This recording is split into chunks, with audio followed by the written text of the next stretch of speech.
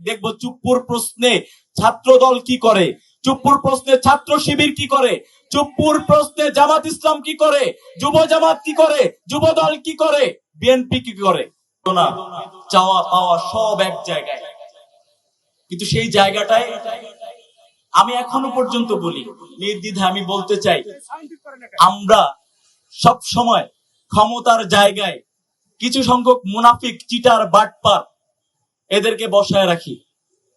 এজন্য না আহতরা চিকিৎসা পায়, না শহীদেরা তাদের মর্যাদা পায়, না জুলাই গণঅভ্যুত্থানের সফল বাস্তবায়ন হয়, না জুলাই সনদের বাস্তবায়ন হয়, কোনোটাই হয় না।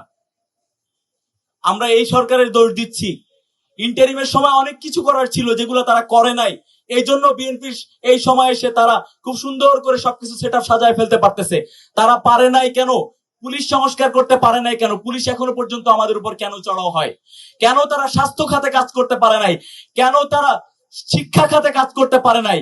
কেন তারা এই বিচারিক এই প্রত্যেকটা জায়গায় আমলাতান্ত্রিক জটিলতার জায়গায় রেখে দিছে? দায় কি তাদের নাই? অবশ্যই তাদের দায় আছে। যদি আমি দোষ বলি তাহলে 100 এর ভিতরে 60-40 বলবো যে দোষ সবার আছে। আসিফ নজরুল কি করছে তখন গিয়ে? তার খেসারত তখন আমাদের দেয়া লাগবে না? আমাদের ছাত্র উপদেষ্টারা তখন কি করছিল? জুলাইকে নিয়ে এখন বাঁচায় রাখতে আমাদের প্রাইভেট ইউনিভার্সিটির আমাদের বোন বলল স্পেসিফিক ডে হচ্ছে 18 জুলাই, প্রাইভেট ইউনিভার্সিটির স্পেসিফিক ডে, সেখানে 23 জুলাই নিয়ে গেল, তারপরে গিয়ে সেটাকে আবার 9 আগস্টে নিয়ে গেল, এখন আবার 15 আগস্টে নিয়ে যাচ্ছে। ডে কি তাদের কথা মতো আসবে? প্রাইভেট ইউনিভার্সিটি কি 15 আগস্টে নাম ছিল নাকি 18 জুলাই নাম ছিল?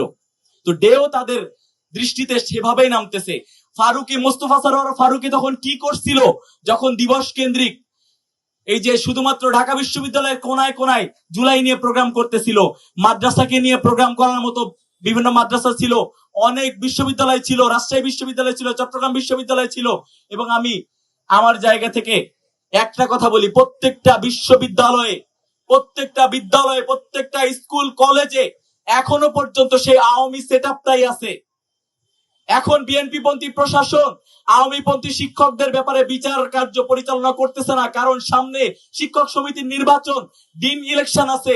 সেই ইলেকশন গুলাতে আওয়ামী পন্থীদের ভোট পাওয়ার জন্য তারা আওয়ামী পন্থীদের প্রতি কোনো বিচার নিশ্চিত করতেছে না। সর্বশেষ বলি, খুনি চুপ্পু পদত্যাগ করেছে।